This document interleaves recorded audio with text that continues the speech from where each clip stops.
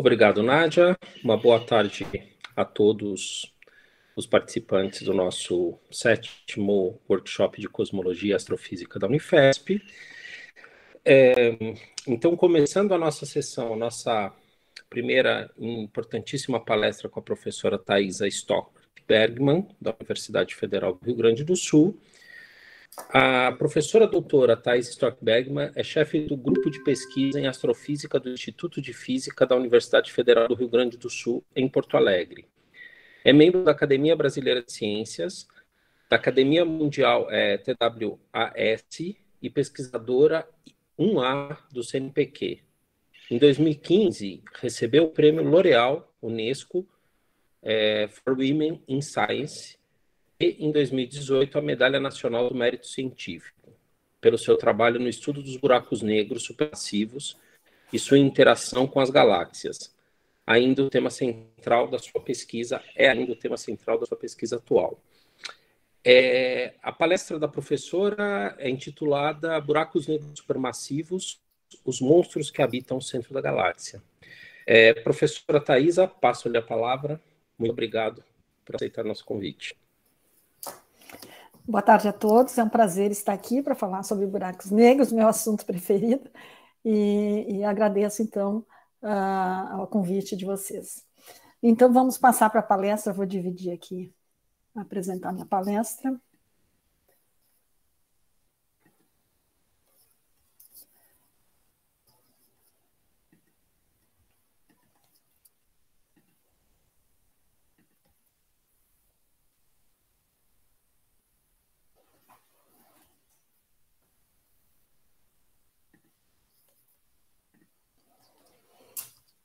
Estão todos vendo a minha tela? Rodolfo, dá para ver a minha tela, por favor? Sim, tá. Perfeitamente, obrigado. Ok. Então, esse é meu assunto, né? E então, o que eu quero falar é sobre os buracos negros supermassivos que habitam o centro da maioria das galáxias e falar da sua importância, né, na evolução do universo. Aqui a gente tem duas imagens relacionadas aos buracos negros, uma imagem, a primeira imagem obtida da região ao redor do horizonte de eventos da galáxia ativa M87, e à esquerda um outflow de quasares, mas é uma concepção artística, que é um objeto, por exemplo, do meu estudo, e que isso tem uma relevância no sentido de esses outflows produzirem um feedback e influenciarem a evolução das galáxias em que o buraco negro está inserido.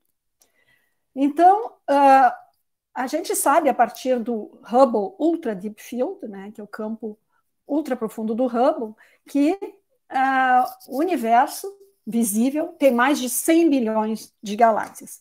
E em cada uma delas, também graças ao Hubble, a gente descobriu que tem um buraco negro supermassivo, pelo menos aquelas que têm um bojo, como a Via Láctea, tem um buraco negro supermassivo no seu centro. Então, aqui aproveitei a inserir um vídeo, que é o vídeo que simula uma viagem até o buraco negro da Via Láctea, né, para mostrar para vocês como o buraco negro ele está concentrado numa região muito pequena comparada com a dimensão da galáxia.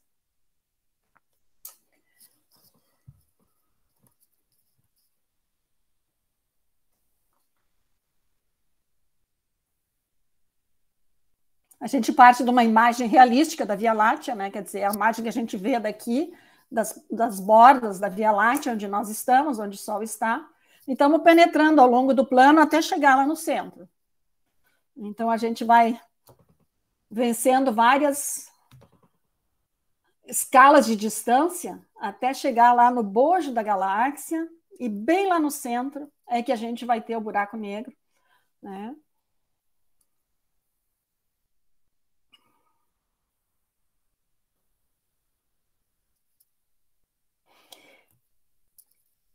Por exemplo, o raio do horizonte de eventos do buraco negro é cerca de 1 minuto-luz, e se a gente for comparar com o raio da galáxia, que é 50 mil anos-luz. E aqui o que a gente está vendo é a órbita de uma estrela chamada S2, à medida que ela orbita em torno do buraco negro. Então, isso foi uma observação bastante desafiadora, E por causa dos desafios observacionais, dois pesquisadores que dedicaram sua vida para fazer essas observações, né? O Reinhard Genzel e a Andrea Ghez ganharam o Prêmio Nobel de Física de 2020 e dividiram esse prêmio com o pesquisador, com o Roger Penrose, que então fez contribuições na teoria para explicar a teoria dos buracos negros. Então, o que eu vou falar hoje vai ser falar um pouquinho sobre o que é um buraco negro, falar dos supermassivos e como observá-los, e falar um pouquinho do meu trabalho. Eu trabalho na alimentação dos buracos negros, como é que eles se alimentam. Vou falar sobre a importância que eles têm na evolução das galáxias através do efeito de feedback, que também é o meu trabalho. O que eu não vou incluir na palestra de hoje, mas eu sei que vai ter colegas que vão falar, são as ondas gravitacionais, é um novo meio muito importante de observar buracos negros, né? Atualmente, somente buracos negros estelares, com os instrumentos como o LIGO e o Virgo, né? E futuramente, sim, que a gente vai poder observar os supermassivos com o projeto LISA, que vai levar um instrumento semelhante ao LIGO para o espaço. Bom, para a gente entender os buracos negros nada mais é do que uma manifestação da gravidade, que é uma força fundamental na natureza e que domina em grandes escalas, né, no universo, né, o peso, a órbita dos planetas, das estrelas, das galáxias. E então essa força gravitacional é tanto maior quanto é a massa do objeto, tanto menor quanto maior o raio, né? Então, à medida que a gente aumenta a massa e diminui o raio, a força vai aumentando, né? E a pergunta é onde é que vai parar? Né? Então, isso vai parar justamente num buraco negro, e é bem interessante que já no século XVIII, né, a gente tinha o Jean Michel e o Laplace com a ideia da Black Star, que seria um conceito semelhante ao buraco negro, né, que seria uma estrela negra da qual nem a luz escapa. Mas, na concepção mais moderna do Einstein, né, a gente tem que a gravidade dos objetos curva o espaço-tempo, os objetos que entram em órbita desse outro que produz esse campo gravitacional e a luz também seguem trajetórias curvas de acordo com as equações de campo de Einstein. Quanto maior a gravidade, maior a curvatura do espaço-tempo, né? Então a gente vê que o Sol produz uma curvatura no espaço-tempo, uma anã branca, que é uma estrela que tem a massa do Sol, mas é muito mais compacta, é maior a curvatura. No caso das estrelas de nêutrons, é maior ainda, até a gente chegar ao extremo do buraco negro, que a curvatura é a máxima possível, né? Então, a gente tem, então, essa definição de buraco negro. Uma característica fundamental dos buracos negros é o seu horizonte de eventos, ou raio de Schwarzschild, que foi o pesquisador, né, o cientista que derivou a expressão desse raio, que é justamente uma superfície imaginária, um raio correspondente a uma superfície esférica imaginária, da qual nada escapa, nem mesmo a luz. Então, nada sai dali do horizonte de eventos, e ele é proporcional à massa do objeto, né, o raio de Schwarzschild. Então, a Terra, para a gente transformar num buraco negro, a gente teria que comprimi-la a 9 milímetros somente. O Sol a 3 quilômetros, ele que tem 700 mil quilômetros de raio. E a Via Láctea, que tem um buraco negro supermassivo, de 4 milhões de massas solares, tem um raio de Schwarzschild de 12 milhões de quilômetros. Então, isso é, para uma perspectiva de vocês, menos do que 10% da distância do Sol à Terra. Então, a gente tem 4 milhões de massas solares, é como se tivesse 4 milhões de sóis dentro de um raio que ainda é 10% a distância entre o Sol e a Terra. Mas daí a pergunta é a seguinte, né? Tá, a gente pode extrapolar e ver que pode aparecer a solução teórica do buraco negro, mas será que eles realmente ocorrem na natureza? Será que a natureza pode produzir esses objetos? E a resposta é sim. Então, a gente já conhece agora, né, que os buracos negros podem resultar da explosão de estrelas. Com licença só um pouquinho.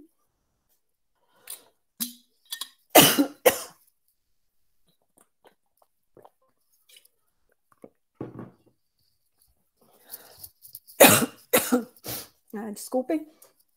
Então, os buracos negros estelares resultam na explosão de estrelas supernovas, porque estrelas que se formam com uma massa que é maior do que 10 vezes a massa do Sol evoluem mais rápido que o Sol, e numa fase da sua evolução, as camadas externas da estrela colapsam sobre o caroço e produzem uma implosão do caroço. Essa é a maneira de produzir, colapsar o caroço a um buraco negro ou uma estrela de nêutrons.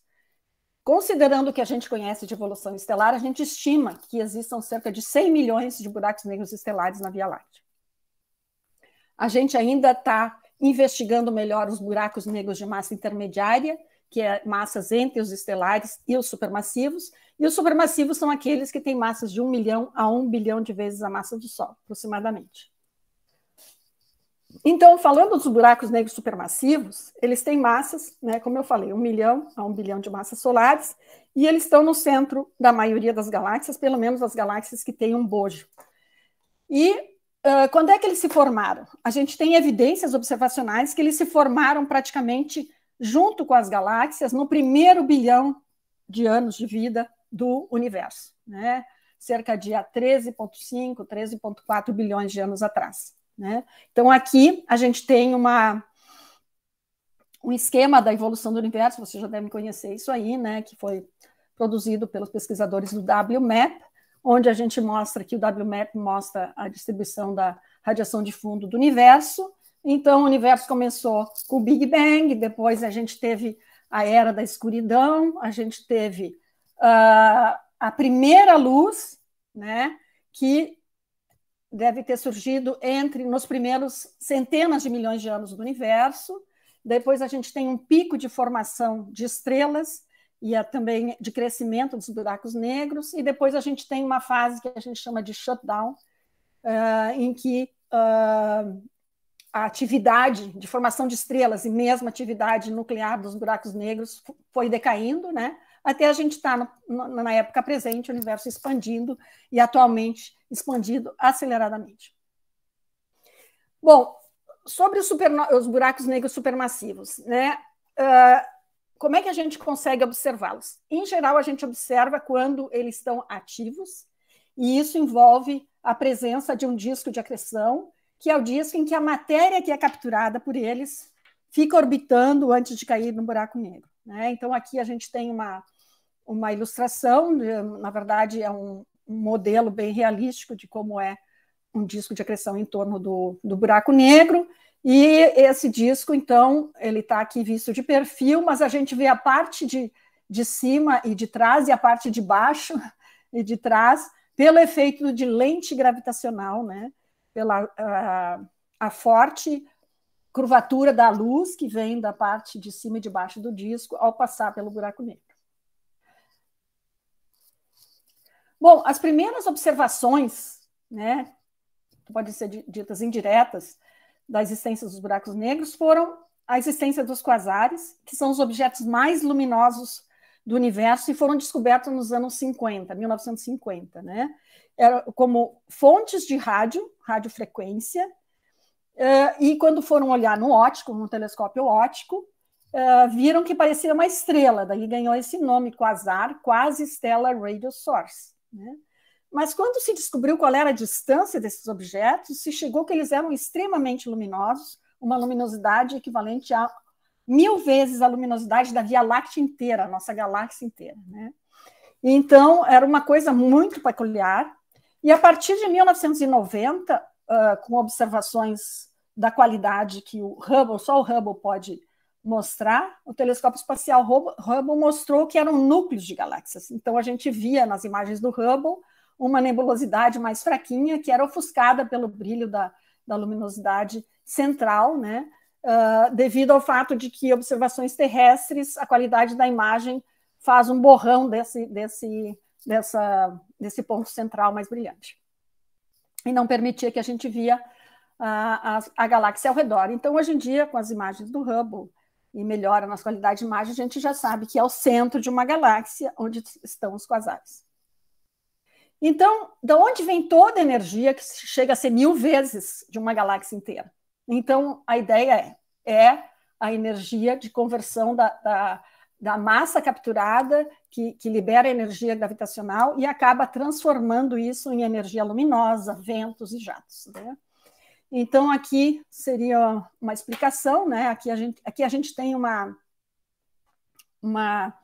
concepção artística de um disco de acreção um pouco maior do que aquele outro que eu mostrei anteriormente, porque conforme a taxa de acreção de massa, se é muito grande, forma os discos de acreção maiores. Tá? Então, a massa capturada forma esse disco de acreção, a energia gravitacional liberada acaba se transformando em energia radiativa do disco, que se aquece e começa a ficar incandescente, vira um plasma, né, ionizado e tal, e emite radiação, né?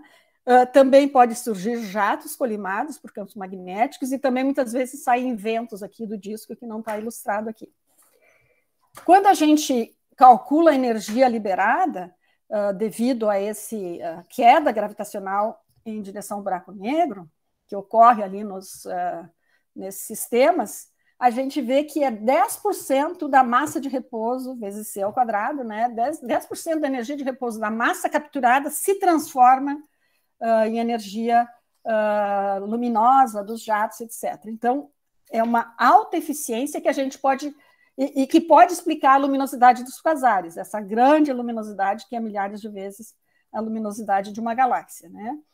E isso a gente entende quando a gente compara com a energia da fusão nuclear, que a gente considera como sendo a geração mais eficiente de energia, a energia da fusão nuclear, né? Então, a gente vê que pelo menos 20 vezes maior a energia liberada pelo acréscimo de matéria a um buraco negro do que a energia nuclear, das reações nucleares que ocorrem nas estrelas, na bomba H, e que a gente está querendo controlar aqui na Terra como uma fonte limpa de energia. Então, a gente pode dizer, o buraco negro e o disco de acreção, esse sistema, é o mais eficiente gerador de energia do universo. Então, o que eu estudo? Eu estudo galáxias ativas, né? E eu queria explicar, então, o que são as galáxias ativas. Em 90% das galáxias do universo local, a gente verifica que o buraco negro está lá no centro, mas está inativo ou com baixa atividade. Esse buraco negro é ativado, daí a gente diz que a galáxia é ativada, quando o buraco negro supermassivo captura a matéria e forma o disco de acreção. Então, os quasares que eu mencionei são as galáxias ativas mais luminosas e são também distantes, né? E aqui eu tenho uma ilustração de uma galáxia ativa mais próxima, que é a Centaurus A, que está a 12 milhões de anos-luz, onde a gente tem uma imagem composta do Chandra, que é um satélite de raio-x, e também imagens do Hubble. Então, é uma galáxia elíptica, essa parte, que é as partes externas mais tênues da galáxia elíptica, que aumenta o brilho para o centro, mas aqui o que tem de particular nessa galáxia, ela está engolindo uma galáxia espiral tipo a Via Láctea, e essa interação com essa galáxia espiral alimentou o buraco negro, que emitiu jatos, emitiu essas bolhas aqui que aparecem na cor violeta. Bom, para a gente entender o que a gente está estudando, né, quando estuda um buraco negro, eu coloquei aqui um esquema dos componentes de um núcleo ativo, né? Então, na região central, o parsec central, que é cerca de 3,26 anos-luz, a gente tem o buraco negro, bem compacto aqui, 10 a menos 5 parsecs, o raio D. Depois a gente tem o disco de acreção de plasma, e depois a temperatura baixa e fica da ordem de 10 mil graus e começa a ter recombinação. A gente tem nuvens que emitem linhas de recombinação. Finalmente, a gente tem um raio aqui de sublimação da poeira, então para fora tem poeira e a gente tem um toroide de gás e poeira, e isso às vezes bloqueia a radiação que a gente do buraco negro, né? Bom, então eu tenho um trabalho, por exemplo, que é observar, eu estou colaborando com o pessoal de várias universidades, a gente está fazendo um monitoramento de uma galáxia ativa para estudar justamente a emissão da região de linhas largas, né?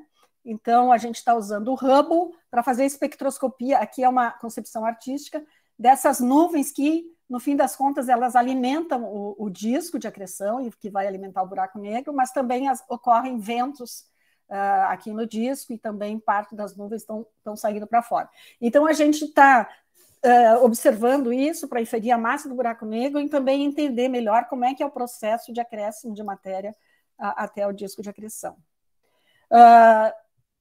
Um trabalho anterior semelhante que eu fiz, que deu...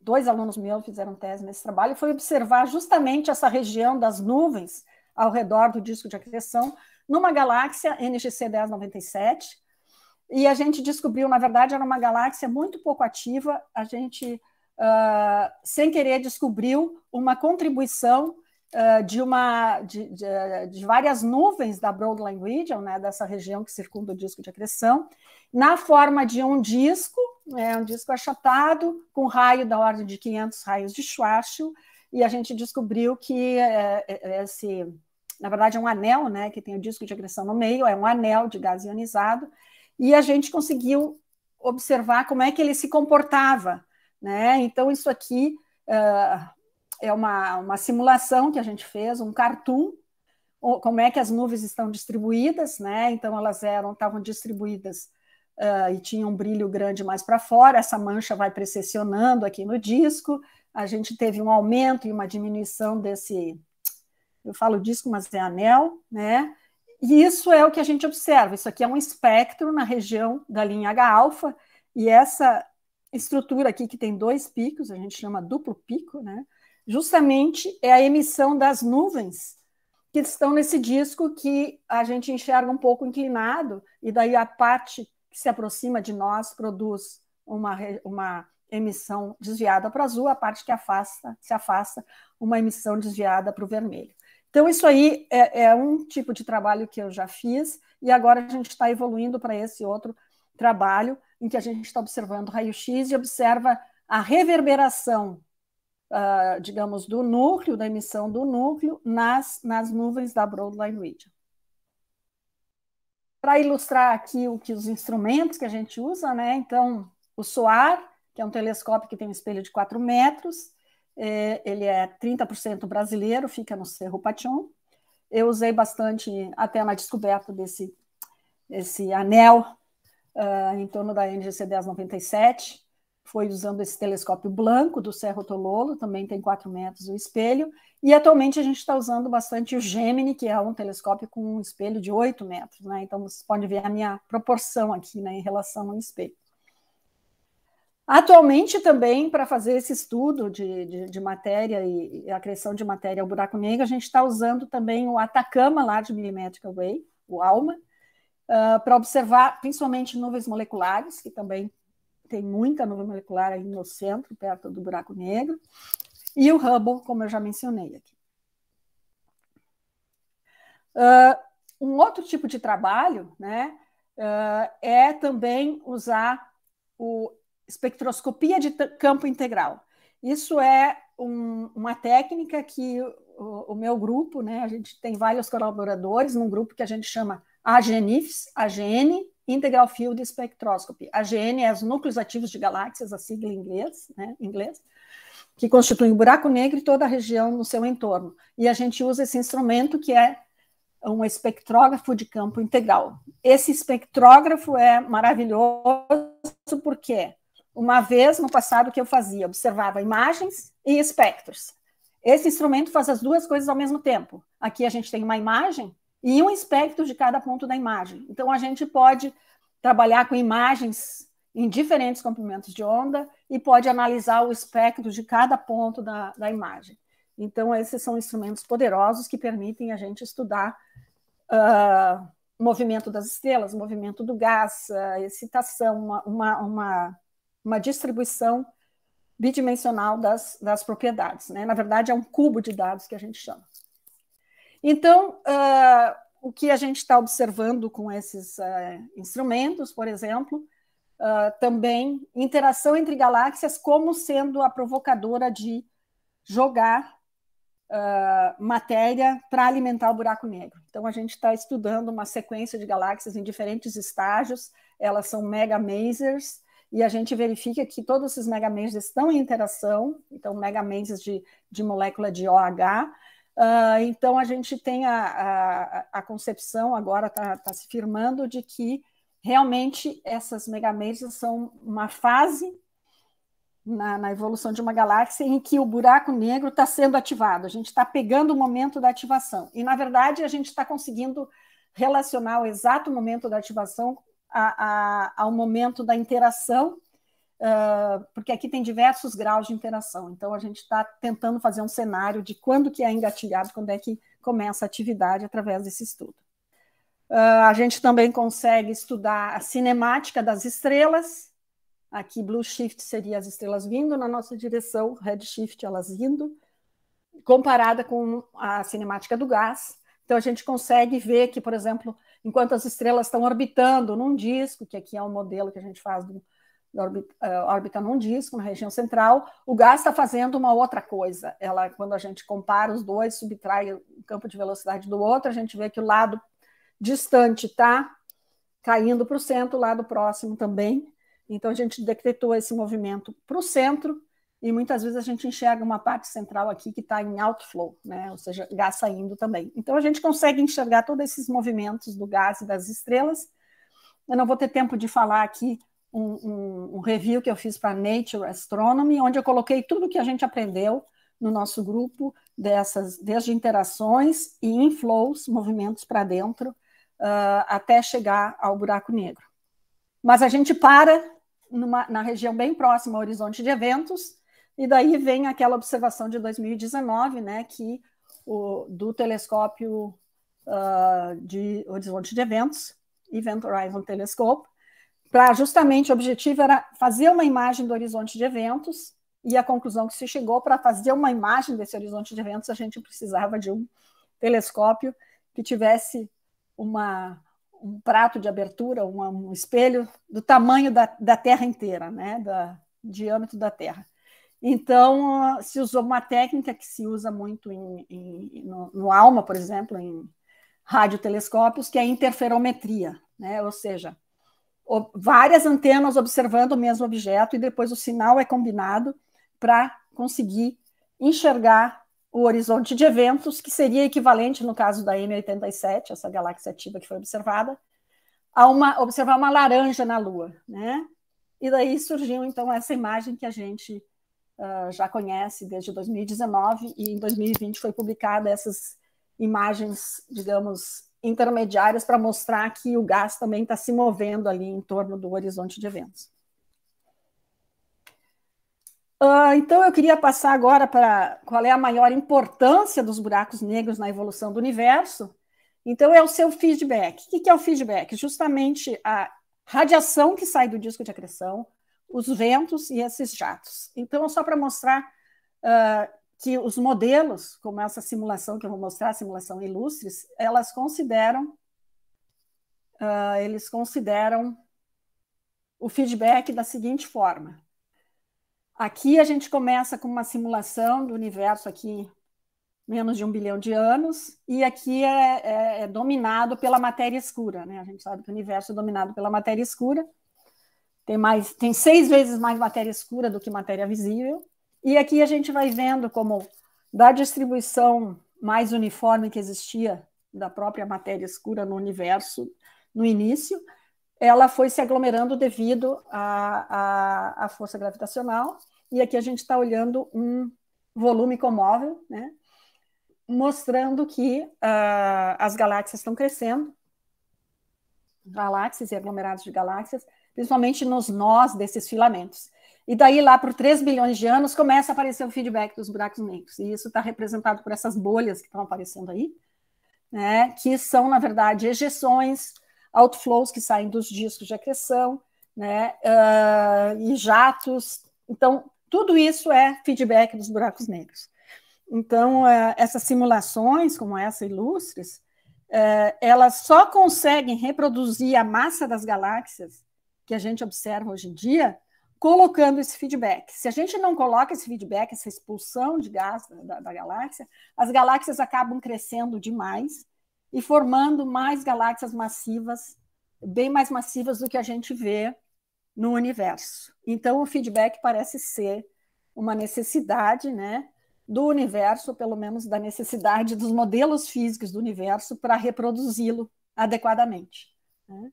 Então, era isso mais ou menos que eu queria mostrar. E eu tenho trabalhado também para tentar, digamos, colocar vínculos a esses processos de feedback, e a gente tem usado também os IFUs, Integral Field Units, para pegar esses ventos que está representando uma concepção artística aqui num disco de acreção, um vento que a gente está tentando medir, né, a sua manifestação em maior escala. Então, aqui é um exemplo que a gente fez um trabalho, publicou em 2020, de uma galáxia parecida com a Centaurus A, é uma galáxia rádio que produz jatos, e a gente observou a região bem central para ver, meia grande, mas a potência também é bastante alta, embora tenha bastante erro, a gente chega a uma potência que é 6%, desculpe, a luminosidade do núcleo ativo, e isso é mais ou menos o que as simulações necessitam. Elas necessitam mais de 0,5% da luminosidade dos AGNs nessas ejeções, né? Mas quando eu vejo, assim, quando eu considero todos os trabalhos que a gente já fez até o momento, somente em 1/3 dos casos a gente tem essa potência tão alta. Na maioria dos casos, 2/3 a gente tem uma potência menor. Esse é um caso em que a gente tem essa potência alta. Aqui é um outro exemplo, que a gente estudou quasares próximos, aqui são as estrelas e o gás, né? Então, quando a gente compara as estrelas, estão mais compactas, o gás. Então, a interpretação disso aqui saiu lá da região central, o buraco negro, o núcleo ativo empurrou todo para fora, né? E aqui é um gráfico que a gente quantifica, né, o que a gente está medindo, com algumas amostras que a gente já trabalhou. Então, acho que eu vou me concentrar nesse da direita, que é a taxa de injeção de energia, e aqui é a luminosidade bolométrica, a luminosidade do núcleo ativo. Os modelos, por exemplo, a simulação ilustre, está adotando uma taxa de injeção que é da ordem de 0,5% ou mais, que é essa linha tracejada aqui do meio.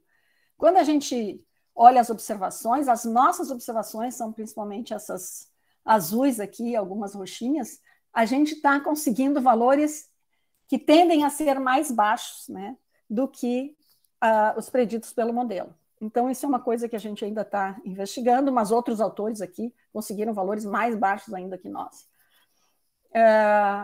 Então, digamos, aqui é um resumo que a gente está encontrando, né? E então vou só realçar 2 aspectos principais. A potência é mais baixa do que a necessária pedida pelos modelos em 2/3 da amostra, ou seja, na maioria que nós estamos medindo, tem pouco efeito de feedback.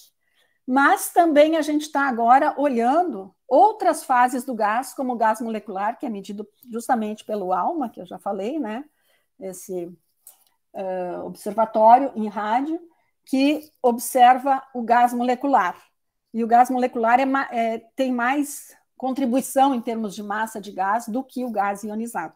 Então, esse é um lugar correto da gente olhar para ver se, por exemplo, a gente consegue ver feedback no gás molecular. O futuro, né? Então, a gente tem agora uma data muito importante para a astrofísica e para a astrofísica dos buracos negros, que é o lançamento do James Webb, que vai ser em 18 de dezembro agora desse ano.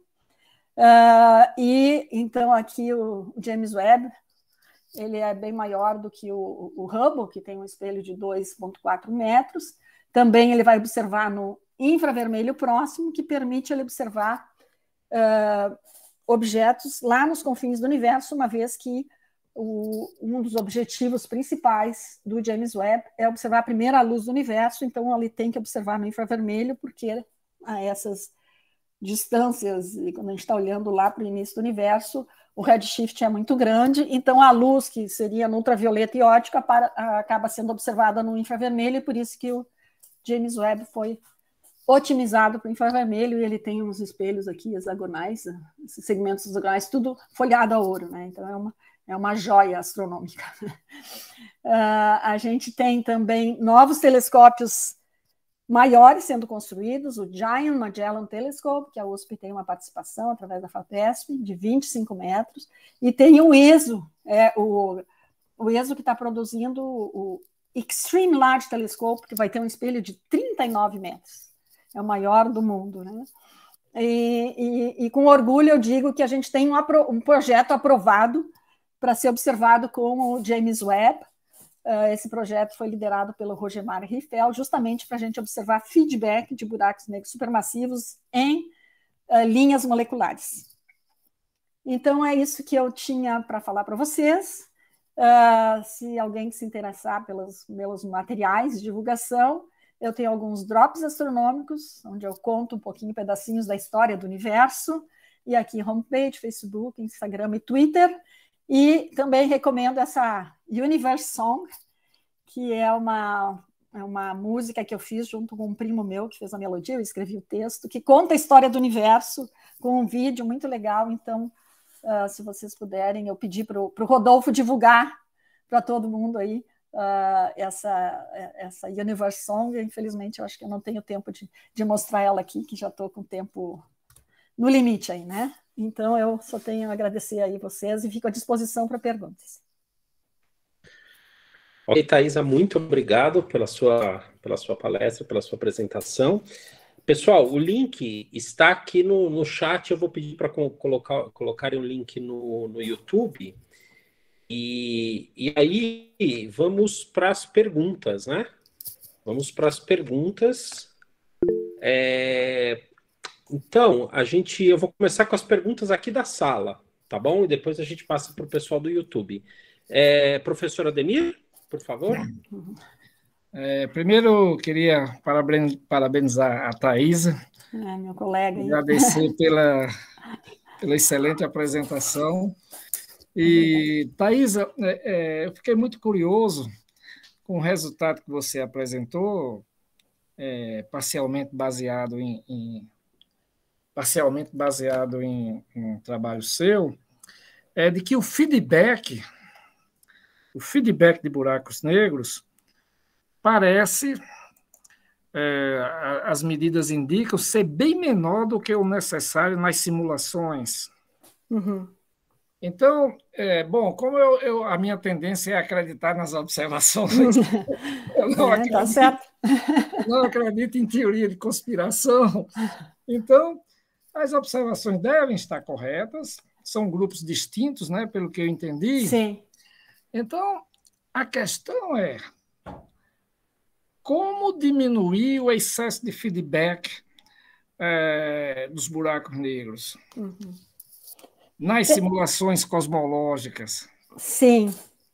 Pois é, eu acho que tem as simulações sempre usam uma receita, né, que é a mesma para todo mundo, né, porque eles têm que simplificar um pouco já a complexidade toda desses cálculos.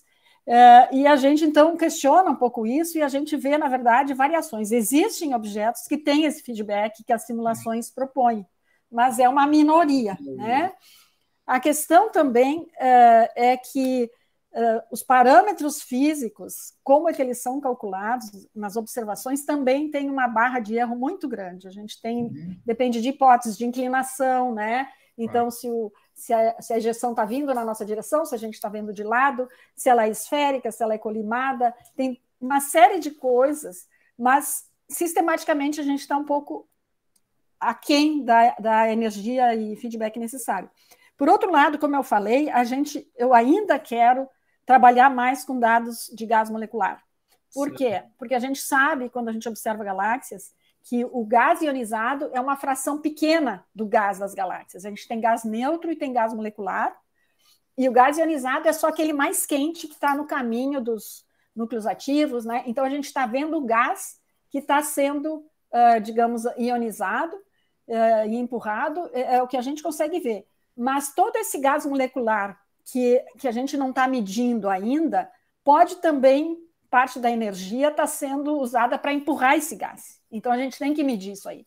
Então, isso é justamente um dos objetivos desse nosso pedido para o James Webb, para olhar o gás molecular quente, mas também a gente está pedindo tempo para o ALMA, a gente ganhou já um primeiro turno, para ver se o ALMA, nessas galáxias em que a gente acha algum feedback, também mostra algum feedback no gás molecular, que quando aparece, como são ordens de grandeza a quantidade de massa em gás molecular, comparado com o gás ionizado, pode ser que esse feedback, o resto do feedback esteja aí, entendeu? Então, eu não, assim, não digo com certeza que está errado, porque ainda falta observar outras fases do gás. Tá, obrigado, viu, Thaís? O tempo que eu estava pensando em cosmologia, o que é que poderia fazer diminuir, não é? Diminuir a atividade que as simulações cosmológicas colocam, né? Então você tem alguma coisa aí que você precisa alterar na composição do universo, né? Sim. Não é isso, obrigado, viu, Thaís? Tá bom. Então, obrigado ao professor Ademir. Então, eu vou para as perguntas do YouTube, tá? Tá. Então, a primeira pergunta do Marcelo Grunberger, ele pergunta o seguinte: por que se imagina a singularidade como um ponto sem dimensões e onde fica a massa na singularidade? Puxa vida, essa é uma pergunta muito difícil, nem os teóricos sabem responder. Então, isso aí é uma predição da teoria, né, que vai para uma singularidade. A gente, na parte observacional, o que a gente vê, digamos assim, é que a gente não consegue enxergar, não consegue receber radiação de dentro do horizonte de eventos, mas a massa está lá, porque a gente consegue medir a massa dos buracos negros, né? A gente vê as estrelas orbitando, por exemplo, na Via Láctea, aceleradas ali ao redor a altíssimas velocidades, né? Comparado com a velocidade das outras estrelas que estão lá só no potencial do bojo ou no próprio disco da Via Láctea. Então, tem a massa ali, e tanto que, por exemplo, essas nuvens que eu observei em torno no buraco negro da NGC 1097, elas se movem a 10 mil quilômetros por segundo, né? Isso aí, para acelerar, e a gente não consegue, é um ponto, né? Ou seja, então tem que ser um buraco negro, né? Agora, o que acontece lá dentro do buraco negro realmente é algo que eu deixo para os teóricos. Muito obrigado, professora. Então, tem duas perguntas do Elvis Moreira, mas as perguntas são muito extensas. E depois eu vou pedir, sei lá, eu posso passar as perguntas para você, e daí eu peço para ele talvez entrar em contato com você por e-mail, né? Sim. Aí tem uma pergunta do professor Carlos Senise, que ele pergunta o seguinte: quando se fala em observação de buracos negros, considera-se somente a detecção dentro do espectro eletromagnético ou também de ondas gravitacionais? Eu botei agora o meu e-mail aqui no chat, para quem quiser ver. Eu não sei se isso aí chega para a pessoa que perguntou. Eu passo no YouTube. Ah, tá, tu tem que passar no YouTube. Desculpe, eu estava distraída aqui fazendo... Pode repetir a pergunta, Rodolfo? Claro. Então, pergunta do Carlos Senise. Quando se fala em observação de buracos negros, considera-se somente a detecção dentro do espectro eletromagnético ou também de ondas gravitacionais? Pois é, eu não tratei de ondas gravitacionais, eu sei que o Odílio vai tratar, né? O Odílio vai falar aqui nesse simpósio também, né? Então tem que perguntar para ele as ondas gravitacionais. Mas eu, por exemplo, trabalho com ondas eletromagnéticas, né? Então, na verdade, a gente não consegue receber nada do buraco negro, mas nós que observamos com ondas eletromagnéticas, observamos objetos que emitem luz e que estão orbitando o buraco negro, seja o disco de acreção, seja essas nuvens da Broadline Region, né, da região de linhas largas, essas nuvens que vão alimentar, no fim das contas, o disco de acreção. Então, o que eu falei tudo tem a ver com radiação eletromagnética, mas a gente sabe, né, e já foram detectadas ondas gravitacionais devido a variações nos campos gravitacionais dos buracos negros. E atualmente se detectou a interação entre buracos negros, né, estelares, massas da ordem de 30 massas solares, né, e a gente no futuro espera poder detectar também de buracos negros supermassivos, só que nós não temos ainda instrumentos adequados, né? O LISA vai ser um instrumento que vai observar na frequência das ondas gravitacionais dos buracos negros supermassivos. O LIGO é dos buracos negros assim de dezenas de massas solares que são estelares ainda, né? Ok, então. Muito obrigado, então. O nosso tempo já acabou. Professora, muito obrigado. Eu gostaria de pedir a todas as salas que abrissem o microfone para uma salva de palmas, por favor, tá? Obrigada, pessoal.